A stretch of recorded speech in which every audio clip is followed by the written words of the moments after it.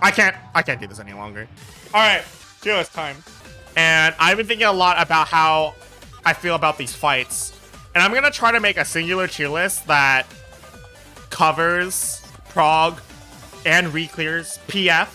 Right? I'm gonna try to make a tier list that encompasses everything. Like, this is just like how I feel about the fights.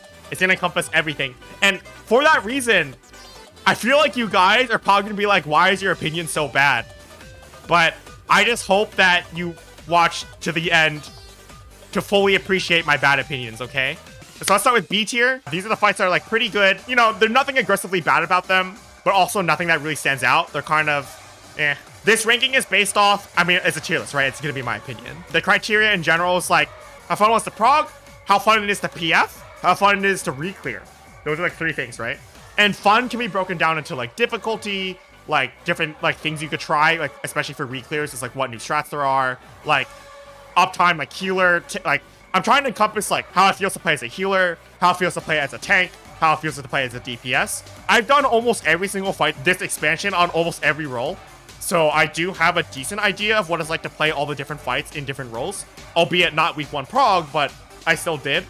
So I do try to make an all-encompassing opinion. What is a B tier fight? I would say that E11S is a B tier fight.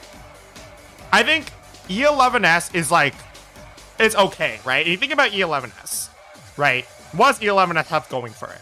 It has a lot of mechanics, right? Its DPS check is better than E7S and E3S, right? What else does it have? It has randomization, which is nice, right? The randomization of the bird strikes and the tethers and the whatevers, it's good. The cycles at the end are pretty good. Prismatic was okay. I think for speed kills, one of the things I really like about E11S is that the idea that you can like mitigate stuff and take 0 damage and not get a damage down makes speed killing much more interesting because you can come up with all these strats, right? Like new strats, like, oh, how do we mitigate Turn of the Heavens? How do we mitigate, like, that kind of thing, right?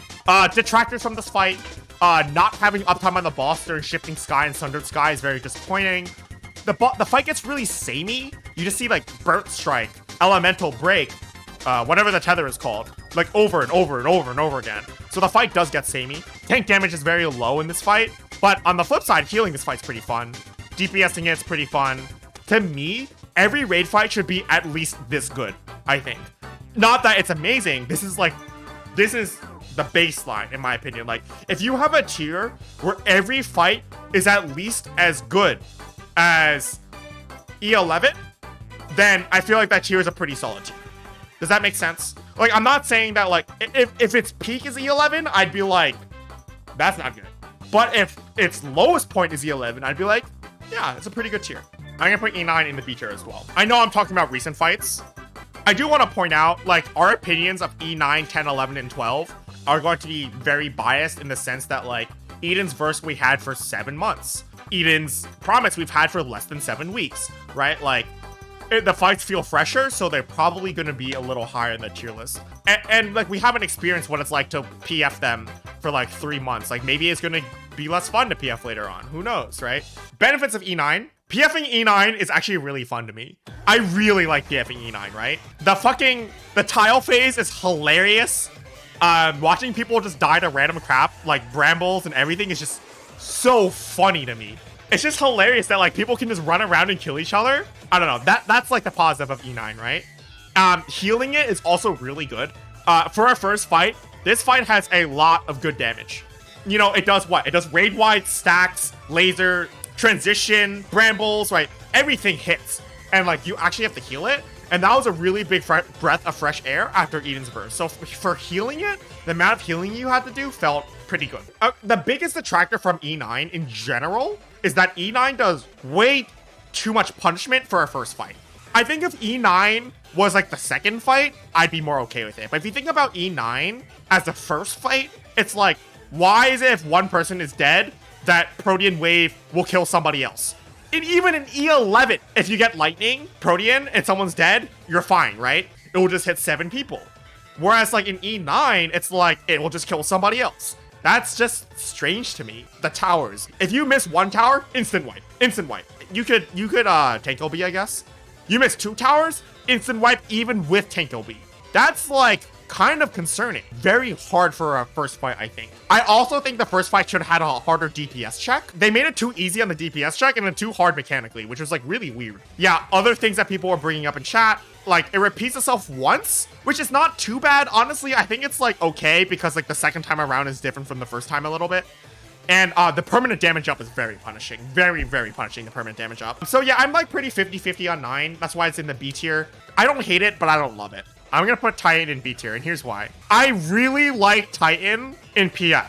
However, Titan was one of the worst fights to prog week 1. That fight was fucking garbage. I don't know if any of you guys did week 1 prog in this fight, but it is so easy.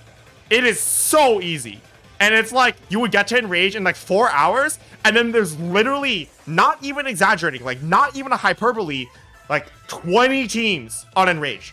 Like 20 teams all on Enrage trying to kill it. That's like a fight that's like not good. It's way too easy. Even ignoring instance memes, the fight is too easy. This fight would have died, this tier would have died in like under 12 hours. Like it would have died so fast. And it's because Titan is so easy. And like that's problematic to me. I really, really loved PFing this fight. If I could make a tier list specifically about PFing, this fight would be easy S tier. But like this is quite literally the worst final fight we've ever had for week 1 prog. You heard that people already knew what the fight was about due to dating mining. As someone who does well prog, like that is not true. That's all I can say about that. It's the first tier of the expansion. Delta Escape was the first tier of its expansion, and it was definitely harder than Titan by a lot. And it was fine. The first tier of the expansion shouldn't just fall over with like the tiniest breath of air.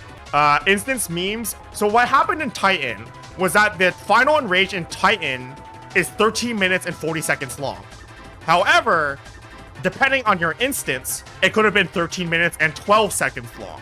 You literally lost, it was like 25 seconds or something. You literally lost 25 seconds on your Enrage if the instance just decided to Enrage faster. There were many teams that had pulls that like would have cleared if it was a long instance, but it was a short instance, so they Enraged. It was RNG. There's nothing you can do about it. Yeah, it was a bug and they fixed it after. Literally, instance memes had been around since at least Heaven's Ward, if not earlier than that. And they literally never fixed it until people complained for Titan. Oh my god, it's been 20 minutes and we rated 3 fights. I mean, it's not even that Titan didn't have any cryptic debuff mechanics, right? Like, think about Uplift 2. What's a fight that doesn't have cryptic mechanics? Like, I honestly think that like Shiva didn't really have any cryptic mechanics, but it had a fuck ton of mechanics that would wipe you if it did them wrong. Titan just didn't. Titan, if you got to phase 2, you just fucking raise your way to phase 3, right? Titan, as long as you get past phase 1, you literally can just like raise your way to the end. That was the biggest part about Titan. Not only was it easy to solve, it just never wiped you. What instantly wiped you in Titan? Not killing the jail, placing some of the markers wrong, but only if you place them wrong in a very specific way. Damage in phase 3. Oh yeah, no provoke on tank death. Right, those are very rare. And you think about Shiva, right? What instantly wipes you in Shiva? Messing up Diamond Dust, messing up Ad's Face, messing up Light Rampant, messing up Knockback Mirrors, messing up Holy Mirrors, messing up Akmorn. Like, almost everything in Shiva instantly wipes you, right? Messing up Icelet, messing up Worm Summit 2, messing up Worm Summit 1. There's so many ways to wipe, whereas like Titan just doesn't have that. That's why progging it was so fast. Voidwalker's in the B tier as well. Voidwalker is very much like E11. It was a pretty fun farm fight and a pretty fun log fight. I had a few problems with Voidwalker, and this is why it's in the B tier, right? It's a dummy fight. There's no interesting like optimizations on how to get more uptime, like on like any jump, right? It's just mostly just like stand there, hit your attack button, which I felt like was like really boring. The only fun part of it to heal was double spell and waiting flares at the end. Those were pretty good. This fight loses points because I just really, really hate the cycles. Because like the ads are just so terrible. Like the netcode on the ads just feels so terrible. If the cycles, like if the netcode and the hitboxes of the ads didn't feel god awful and it felt like it made sense, I could probably put this in A tier. But the problem is like you would just get hit by the ad when you felt like it was really far away. If you were the side position in Cycle of Chaos, if I remember correctly, it was hellish. It was so stupid. Otherwise, like this fight was kind of samey in my opinion. It was very samey, just like E11. Like they're both pretty fun, right? I honestly think this is another example of like, this is a baseline for a tier. If the worst fight is E2 level, I'm okay with that. Oh yeah, off tanks also don't do anything in this fight. Spell and waiting's pretty good as a mechanic. It just like could have been harder, right? But it's the second fight, so it's hard to temper your expectations. Is it time to get into bad opinions?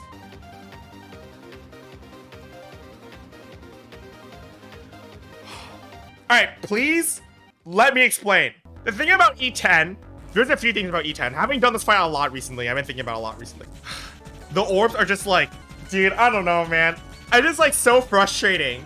The wall orbs, but just like in general, it's just like so not fun in PF, and even in Reclear sometimes, it's like the orb, you're at the right spot for the orb and just fucking fly to the side, and you're like, why did this happen? And like PF did ruin this fight. I will admit, I am biased. PF definitely ruined this fight for me. Their orb priority is fucking jank as shit, and it makes no sense. There are a few other things I don't like about this fight, though. I really think about this, right? Think about it. Like, shackled apart and shackled together, I think are just huge missed opportunities where they just like didn't do anything with them that were very useful. The interesting part about shadows only comes into play in Void Gate 2, but you just skip Void Gate 2 now. So it doesn't matter, right? The only time you actually have shadows is Shadow Cleave into Shadow Keeper. And while I admit, the one where it like hits you 3 times, you have to go in and out, I really like that mechanic, but that's like the only good mechanic of the whole tier.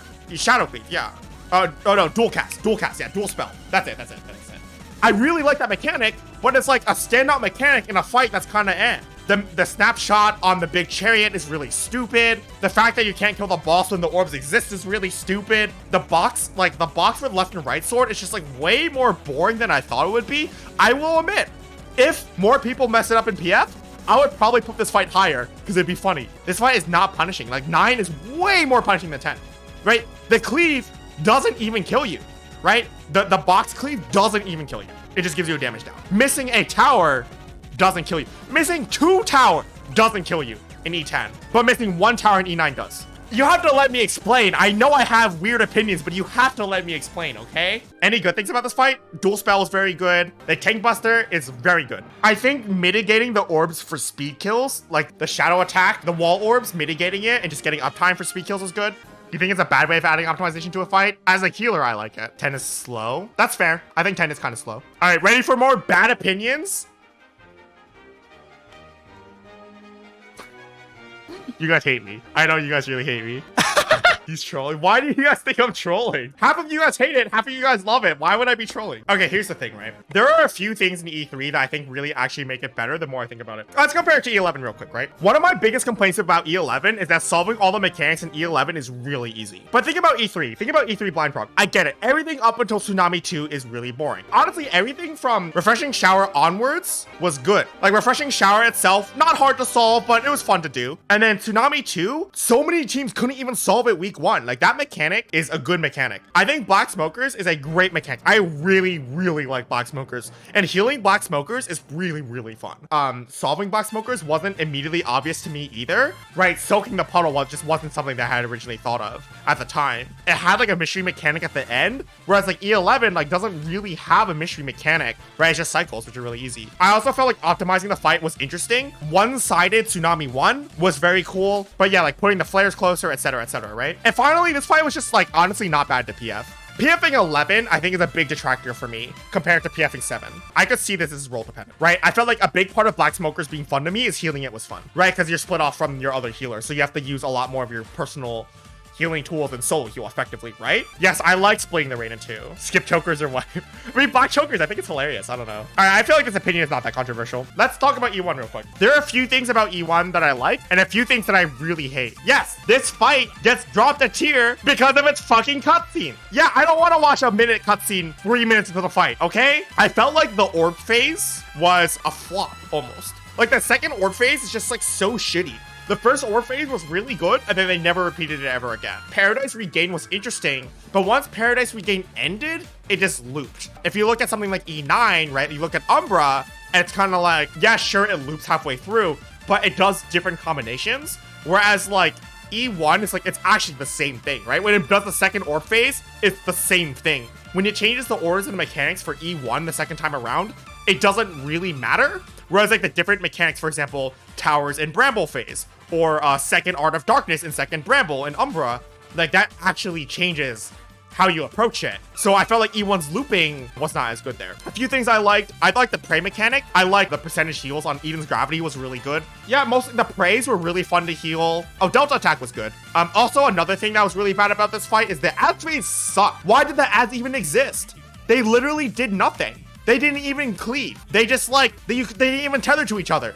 You just dragged them in the middle and just killed them. Like, why did the ads phase exist? It really pissed me off, especially because the ads phase was right before the cutscene. So it felt like a fucking waste of time. Oh, they did cleave? My bad. They did cleave. I forgot about that. But it didn't matter. It didn't matter. Even if they did cleave, it didn't matter. Right? They cleaved, but it didn't matter. I will say PFing this fight was pretty fun, though. And aesthetically, the idea of Paradise Regained is very interesting to me, right? Like, just do everything backwards. It's 50-50, too. Because Paradise Regained was really cool aesthetically. But on the other hand, it's kind of like, well, it made it really easy to solve. Because then you realize that it's just do everything backwards. And then you kind of know how to do everything. So that's why I put it in C tier.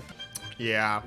Sorry, Remove fans. You can't win them all. Every time I put a fight anywhere, half of you guys agree and half of you guys disagree. This is the funniest thing.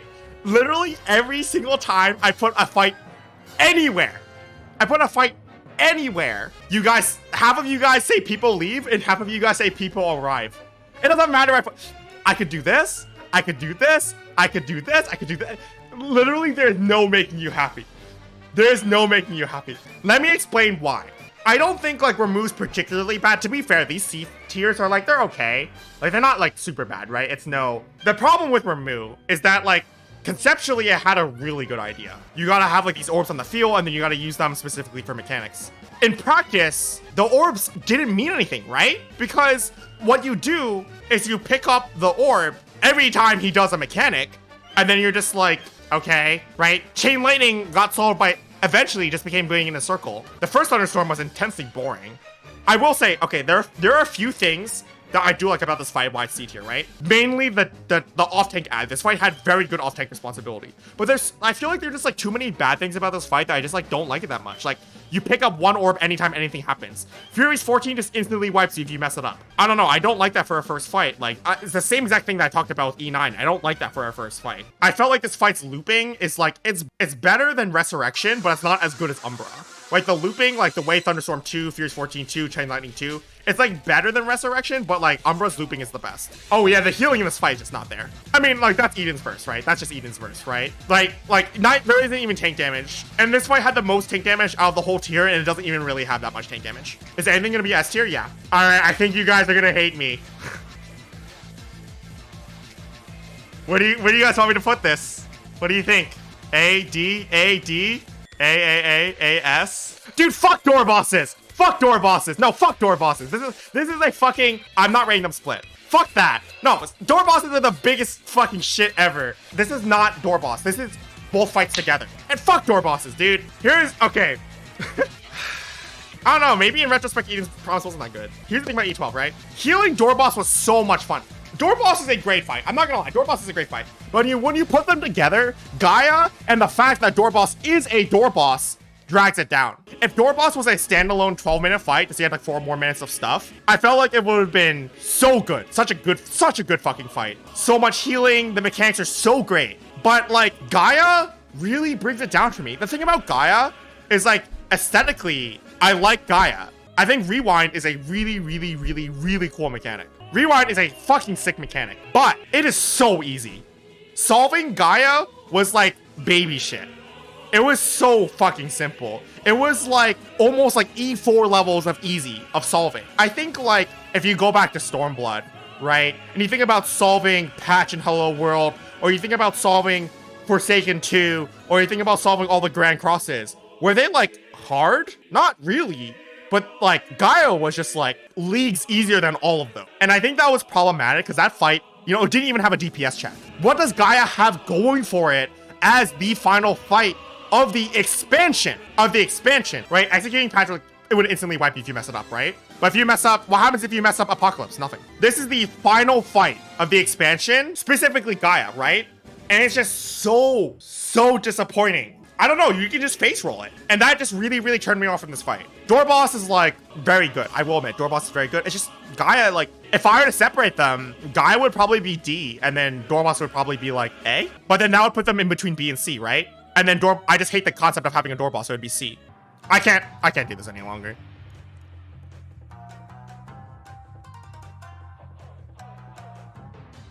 The whole tier list is backwards. The whole thing is fucking upside down.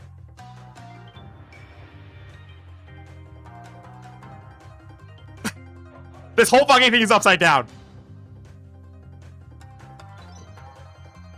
You think I fucking like Leviathan? What a fucking joke. That fucking fight sucks. Holy shit. That fight's a fucking garbage fire. Oh my god. I wanted to get far enough to explain why I hated Shiva, but I just couldn't do it anymore. I want to get far enough to explain why I hated Shiva, I just couldn't do it anymore. Maybe this is the real tier list. Yeah, this is my real tier list. See, half of you hate it now. Half of you like it now. All right, let me okay, here's the thing, right? Whatever I said about the B tier fights is legitimate. Let's talk about all the fights, okay? In earnest now. Shiva, for me, is like the best final fight they've made since Brute Justice. And I think mechanically this fight is just so solid. Now it has a few problems. Cutscene is obviously the biggest one. Cutscene adds phase, you can't kill it any faster, which sucks. What else do I not? Oh, healing. There's not a lot of healing in this fight. Shiva is 14 minutes long.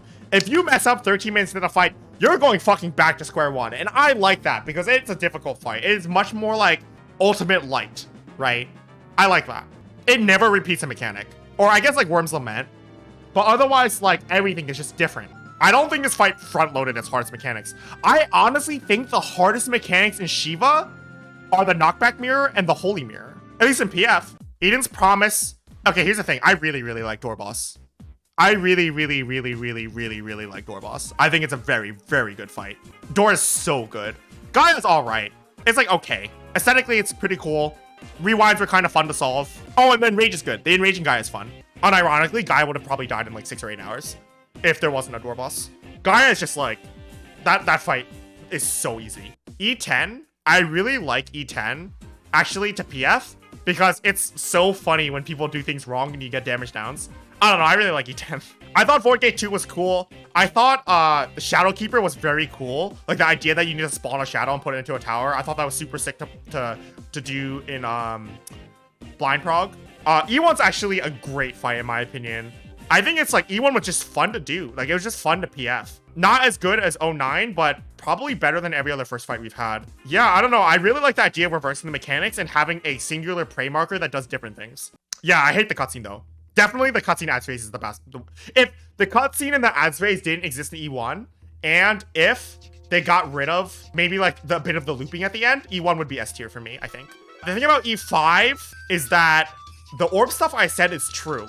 However, I really liked PFing this fight because people were really stupid. The idea that the off tank can get killed by the bird and then it would just start flying around killing everyone was just so funny to me. Holy shit. A lot of my complaints with E5 are about PF being bad at it, like PF having True North.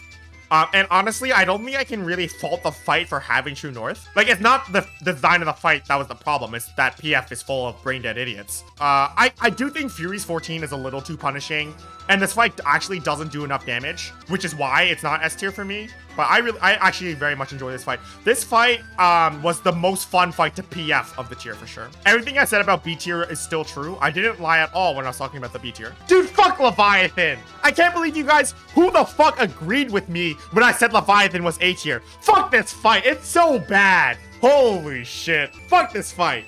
Oh my god. Here are the good things about Leviathan. Black Smokers was cool. One-sided Tsunami was cool. But yeah, dude, fuck Leviathan. Leviathan is like 7 minutes of nothing. And then Tsunami 2 is okay, except you can just tank OB cheese it.